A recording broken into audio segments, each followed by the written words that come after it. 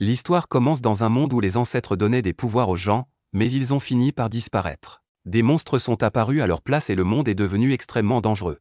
Les aventuriers entrent désormais dans les donjons pour combattre ces bêtes dans l'espoir de rétablir la paix.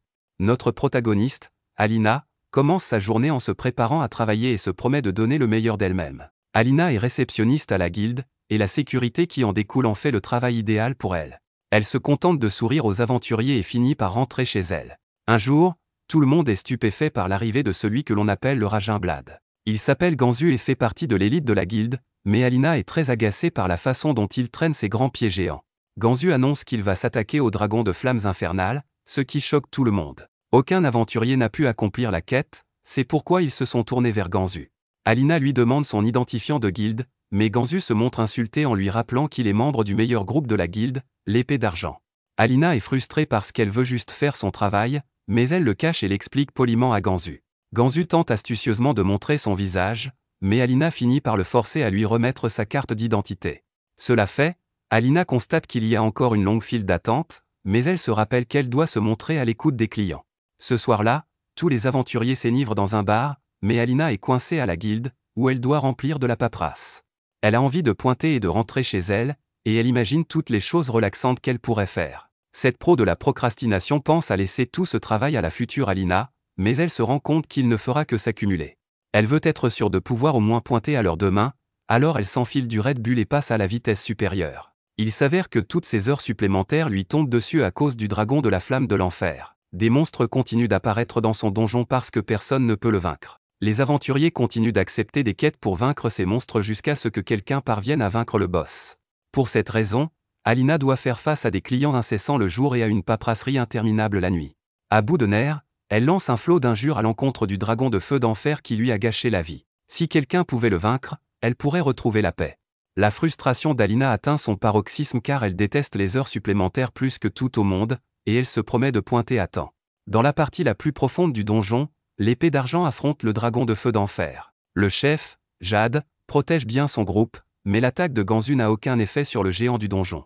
Le dragon envoie Ganzu dans le vide, leur soigneur le soigne, mais l'attaque magique de Jade s'avère également vaine. Ganzu abandonne en réalisant qu'il n'est tout simplement pas assez fort pour la bête, et Jade décide qu'ils doivent battre en retraite. C'est alors qu'une mystérieuse aventurière, dont l'identité est totalement inconnue, fait irruption.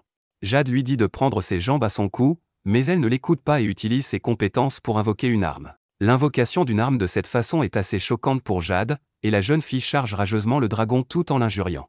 C'est clairement notre protagoniste, car elle s'envole tout en reprochant au dragon d'être coincé dans l'enfer des heures supplémentaires, et son attaque parvient à blesser la bête. Elle esquive sa contre-attaque et continue à lancer tous les jurons possibles pour souligner à quel point elle en veut au dragon d'avoir dû pointer en retard. Le dragon s'envole pour déclencher son attaque la plus puissante, mais celle-ci n'affecte en rien Alina.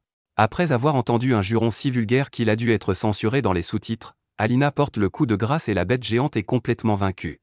Les membres de Silver Sword sont stupéfaits et Jade se demande si cette mystérieuse personne n'est pas en fait le bourreau légendaire, le mystérieux aventurier capable de vaincre en solo les boss des donjons que personne d'autre ne peut conquérir. Les aventuriers se battent normalement en groupe, mais le bourreau fait tout seul.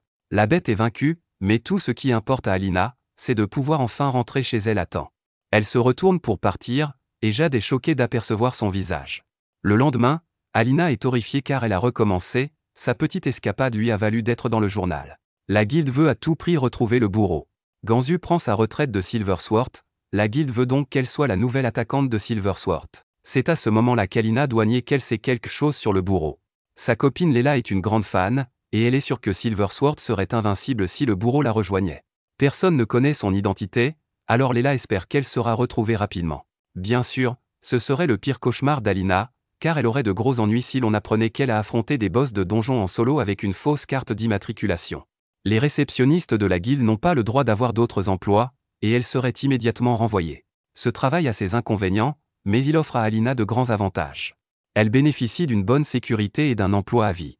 Mieux encore, elle rentre chez elle tous les jours à la même heure, tant qu'il n'y a pas d'heures supplémentaires. C'est d'ailleurs pour cela qu'elle est devenue réceptionniste, et elle refuse que sa vie s'arrête maintenant si elle est découverte. Au siège de la guilde, Jade cherche désespérément la fille qu'il a vue cette nuit-là. Son groupe se demande s'il peut vraiment s'agir d'une fille car l'arme du bourreau est énorme, mais Jade est certain qu'il s'agit d'une fille aux cheveux noirs et aux yeux verts, et qu'elle est jeune. Les amis de Jade pensent qu'il est trop obsédé par elle, mais Jade demande un peu plus de temps parce qu'il a vraiment besoin de la trouver. Pendant que ses coéquipiers attendent, ils vont chercher des encassins. Lulu se plaint de faire trop de siestes, mais il n'y peut rien car il reste debout toute la nuit à étudier des grimoires. Ailleurs, un gars du paradis au visage tatoué est furieux de s'être fait ridiculiser. Il jure de se venger, mais un terrifiant homme squelette s'approche de lui.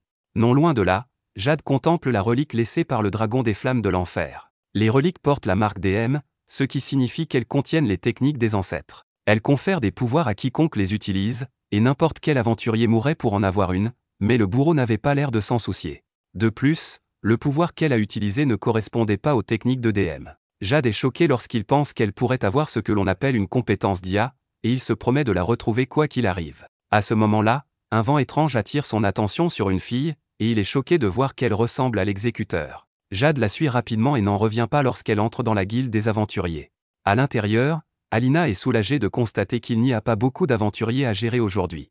Jade entre pour la saluer, mais Alina ne comprend pas pourquoi le chef de l'épée d'argent est ici. Elle craint qu'il n'enquête sur l'exécuteur et se demande s'il ne l'a pas déjà démasqué. Alina se calme en se rappelant que son visage est couvert et qu'elle utilise un faux nom sur son permis. Personne ne devrait pouvoir la retrouver.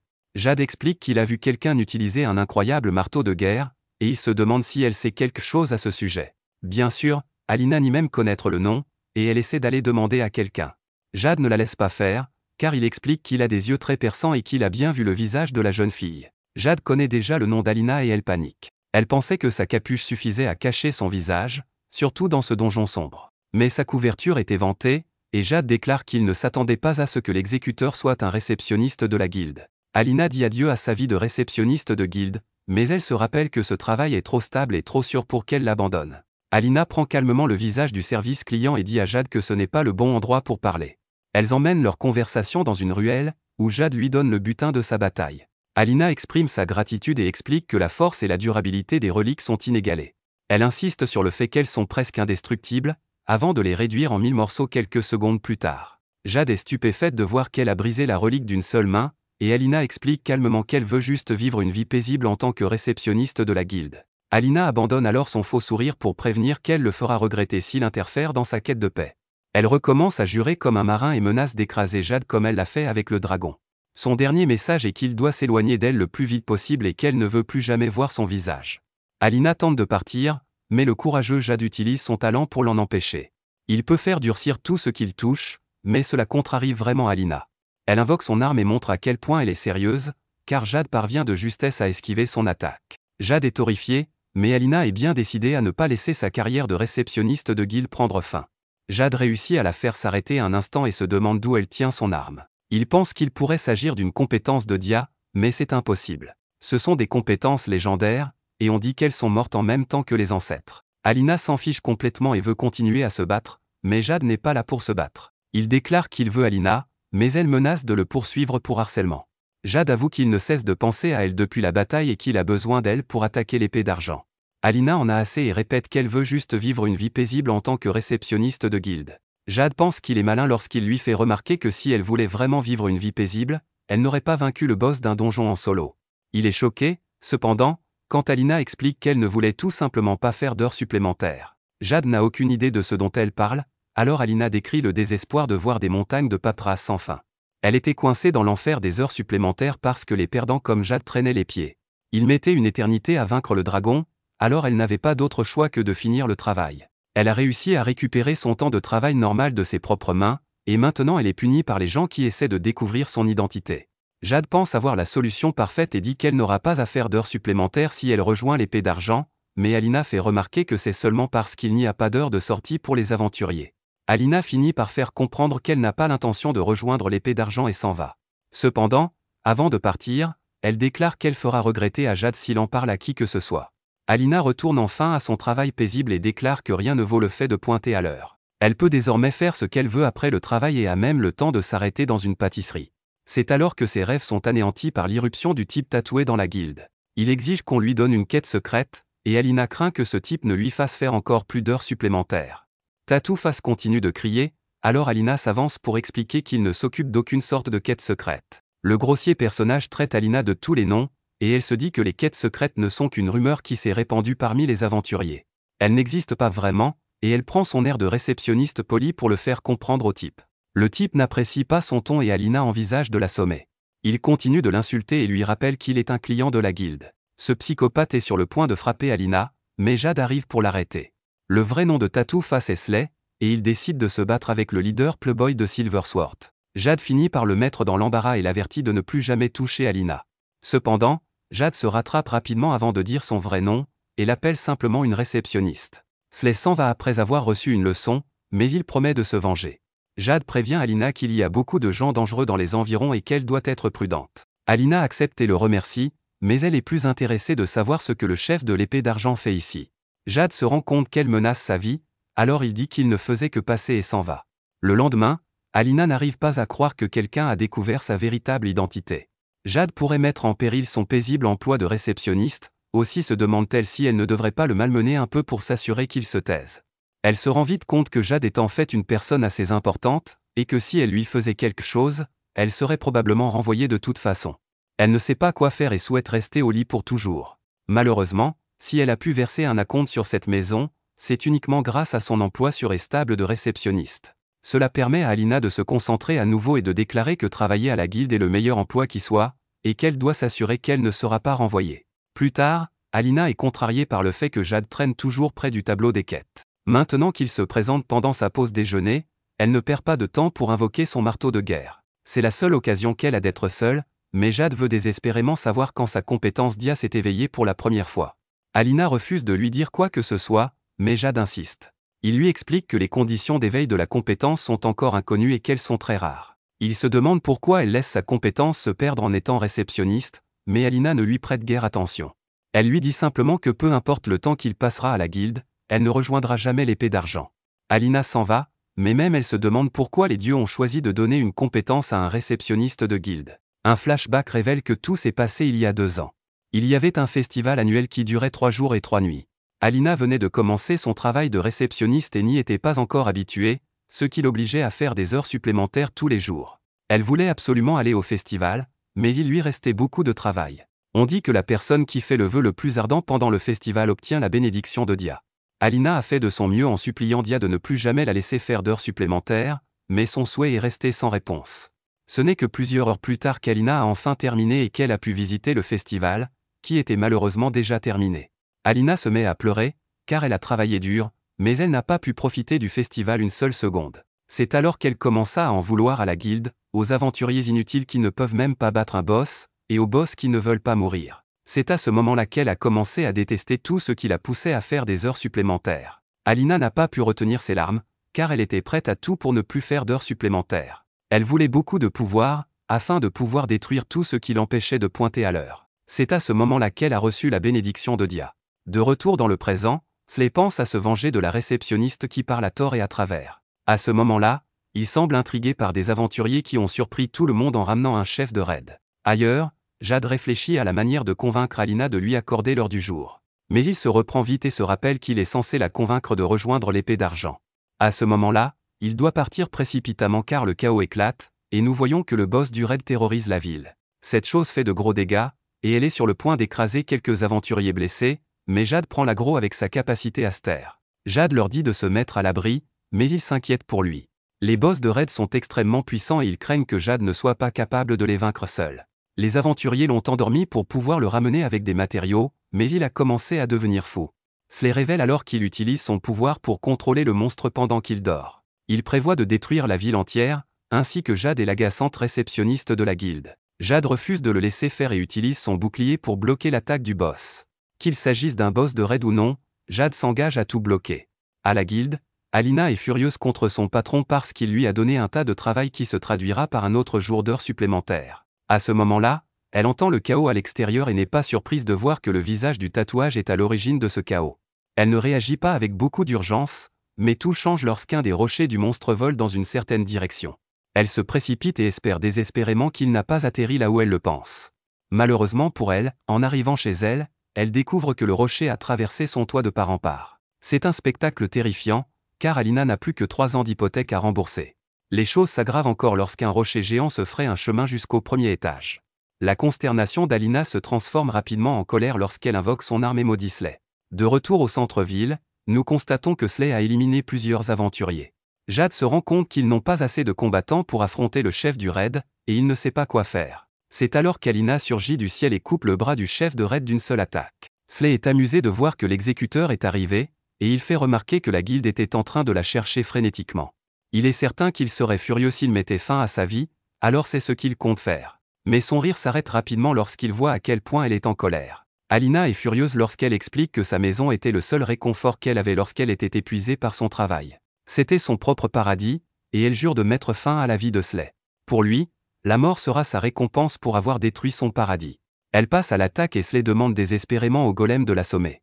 Mais il est trop tard, car elle anéantit la bête géante d'un seul coup. Slay craint pour sa vie lorsqu'elle s'approche de lui et lui dit de s'en aller. Alina ne l'écoute pas et lui reproche de n'avoir jamais appris à ne pas briser les objets des autres. Il est trop tard pour lui, car elle lâche un flot d'injures et lui assène un coup de marteau. À la surprise générale, elle épargne la vie de Slay. Plus tard, Jade se sent mal pour Alina qui a perdu sa maison et ne sait plus quoi faire. Jade ne laisse pas passer l'occasion et tente sa chance en lui demandant si elle aimerait passer la nuit chez lui. Alina dit à l'idiote d'arrêter de faire des blagues idiotes, car il est évident qu'elle va loger dans une auberge. Elle va devoir faire encore plus d'heures supplémentaires à cause de Slay, alors elle veut juste qu'on la laisse tranquille. De retour sur les lieux du combat, un homme est reconnaissant à l'exécuteur d'avoir sauvé la ville. Cependant, il dit que sa venue ici était une grave erreur, et il utilise sa capacité pour faire quelque chose. De retour à la guilde, Alina est une fois de plus obligée de faire des heures supplémentaires. Jade fait de son mieux pour lui remonter le moral, mais Alina se demande pourquoi il est là. Elle lui dit de partir, mais il veut juste s'assurer qu'elle ira bien après ce qui s'est passé. Alina se souvient alors que Jade est toujours un haut fonctionnaire et qu'il a donc le droit d'être dans le bureau. Cela fait maintenant un moment qu'il travaille, et Jade pense qu'il devrait s'arrêter là. Alina plaint ce débutant en heures supplémentaires en expliquant qu'il y a eu de nombreux jours où elle n'était pas prête à faire tout le travail, des jours où elle pensait pouvoir le garder pour un autre jour, lorsqu'elle serait plus motivée. Cependant, elle a rapidement réalisé que cela signifiait simplement que demain, Alina devrait faire face à la paresse d'Alina aujourd'hui. Plus important encore, elle n'aura jamais la motivation nécessaire pour faire des heures supplémentaires. Alina essaie toujours de faire son travail le plus tôt possible dans l'espoir de pouvoir pointer à temps le lendemain. Jade termine quelques papiers et Alina est stupéfaite de voir qu'il les a parfaitement remplis. Elle se demande s'il est du genre capable de faire quelque chose de bien du premier coup avec un minimum d'instructions. Cela l'agace au plus haut point, car elle est du genre maladroit et doit faire toutes les erreurs avant d'apprendre quelque chose. Alina s'imagine alors en train de laisser éclater toute sa frustration. Elle a mis 3 ans pour en arriver là, mais ce Jade débarque comme ça, et il est déjà excellent dans son travail. Ce sont les gens comme lui qui l'énervent le plus, et elle se demande pourquoi le monde est si injuste. Jade essaie de dire que c'est parce qu'elle est un bon professeur, et il propose de finir le reste du travail. Malheureusement, la fierté d'Alina en tant que réceptionniste ne le permet pas. Jade cherche ses bonbons pour se sentir mieux, mais il est surpris de constater que certaines des reliques qu'elle a écrasées sont de nouveau dans son sac. Les mots « Quest Order » sont écrits dessus, et ils commencent à briller. Un écran apparaît et révèle une quête. Le lieu est la tour de craie, et les critères d'achèvement sont de vaincre tous les boss de l'étage. Tous deux n'ont jamais entendu parler de la tour de craie, mais Alina s'en moque. Après tout, il s'agit de son étrange rocher, et elle est sûre que Jade et l'épée d'argent peuvent s'en occuper. Pour elle, c'est un vrai casse-tête, et Jade décide qu'il va devoir s'en occuper. Le lendemain, Alina n'arrive pas à croire que cela s'est reproduit. L'exécuteur fait la une des journaux et Layla s'extasie devant lui. Alina ne s'amuse pas, mais elle craint que son attitude n'ait rendu Layla méfiante. Heureusement, Layla n'est pas très maligne, et elle se demande si Alina n'est pas elle aussi une fan de l'exécuteur. Layla est convaincue que l'exécuteur est en fait un beau gosse et qu'il est le héros qui a sauvé la ville. Il est incroyablement cool parce qu'il ne se dévoile jamais, même pour collecter des primes. Layla aimerait qu'il la frappe avec son gros marteau, mais elle corrige son commentaire dégoûtant en disant qu'elle aimerait qu'il la protège. Pour couronner le tout, il s'est même battu aux côtés de Jade. Elle dit que leur duo est composé du plus chaud des réservoirs et du plus chaud des attaquants. Un peu plus tard, Glenn, le maître de la guilde, entre dans la guilde. Il s'intéresse à l'exécuteur et, pour une raison inconnue, il regarde Alina. Il est heureux d'apprendre qu'elle se porte bien, et il se demande si elle connaît sa compétence. Alina, bien sûr, oui, car il s'agit de Chronos, qui permet d'arrêter le temps à un endroit donné. Il lui permet également d'observer les événements du passé. Glenn la félicite d'être une excellente réceptionniste et de connaître son métier, mais Alina se rend compte que c'est terrible pour elle. Si Glenn le voulait, il pourrait remonter le temps au centre-ville pour voir le visage du bourreau. Glenn devient très sérieux en disant à Alina qu'il ne devrait pas parler ici, et il lui demande de venir au siège de la guilde. Au quartier général, Alina est complètement hors d'elle, car elle est sûre que Glenn connaît son secret. Elle se doutait bien que cela finirait par arriver, et maintenant elle va être renvoyée. Jade tente de la calmer en lui disant que Glenn est très compréhensif et qu'il pourrait être indulgent. Alina ne veut rien entendre de la part de Jade, et elle le traite de « tatletal ». Jade promet qu'il n'a pas dit un seul mot sur son secret, mais Alina ne l'entend pas de cette oreille. Elle déteste cet intello et espère qu'il s'abîmera le petit doigt de pied s'il ne tombe pas d'une falaise. Cela frappe Jade de plein fouet, car se convaincre qu'elle ne le détestait pas était la seule planche de salut qu'il avait. Pour Lulu, il est clair qu'elle le déteste depuis le début. Mélo dit qu'il ne faut pas frapper un homme quand il est à terre, il est clair qu'il est amoureux, mais cela surprend Lulu parce que Jade a ignoré toutes les filles qui ont essayé de le draguer.